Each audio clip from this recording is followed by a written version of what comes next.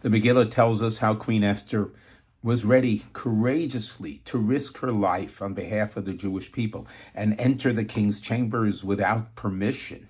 This could be punishable by death. She sent a message to Mordechai and to the whole Jewish people. Fast and pray for 3 days before I go in. And I and my assistants will do the same. So Queen Esther fasted for 3 days, no eating, no drinking, before going into the king. Now, this seems to be a dreadful mistake because she needs to appear beautiful. And if you fast and you don't eat and you don't drink, you look terrible, you feel terrible. She should have gone to beauticians, actually, for the 3 days preparing. Why? How was this appropriate preparing for coming in and beseeching the king to save the Jewish people? And Rabbi explains, based on traditional sources, that Esther learned this behavior from Mordechai.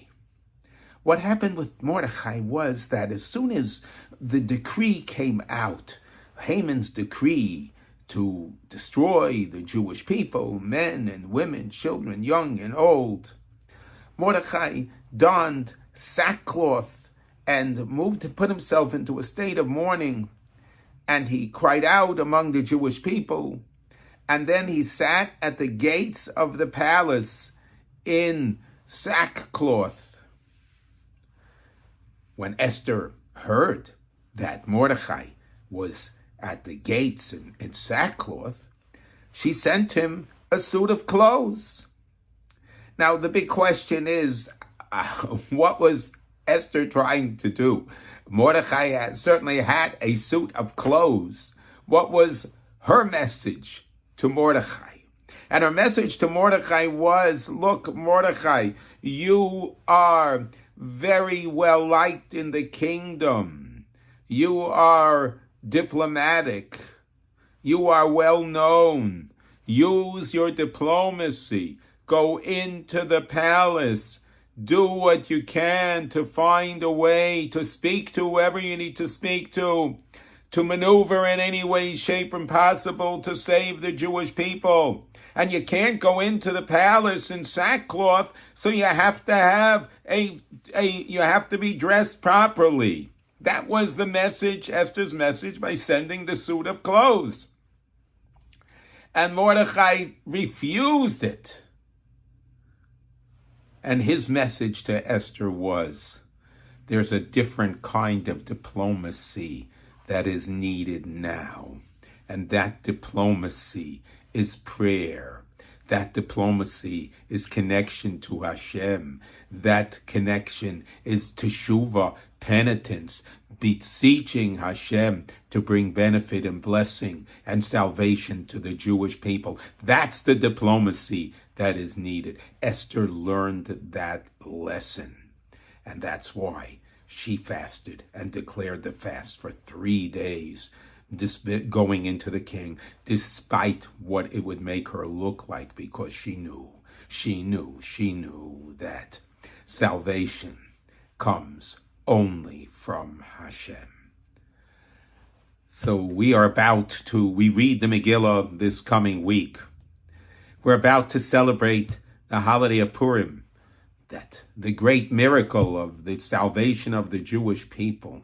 Overnight, everything changed from dark to light because of our prayer, because of our penitence, because of our connection to Hashem. Look around at the world, anyone you speak to. This is the happy days of the 50s. They're not here anymore. No, the world is turned upside down. Anti-Semitism is rampant, all of universities and every country in the world. Of course, we need to use diplomatic means, how to fight anti-Semitism. of course, write articles, send letters, speak to politicians. But ultimately, let's take the lesson from Queen Esther and the lesson that Queen Esther learned from the great tzaddik, the great righteous Mordechai, that the best diplomacy and the only true diplomacy for the Jewish people is connecting in prayer to Hashem. That's a very powerful and significant message for all times, and especially for our times. May Hashem answer our spiritual diplomacy, and may we see light and joy for the Jewish people now and always. Esther and I wish you all a joyous, magnificent Purim celebration.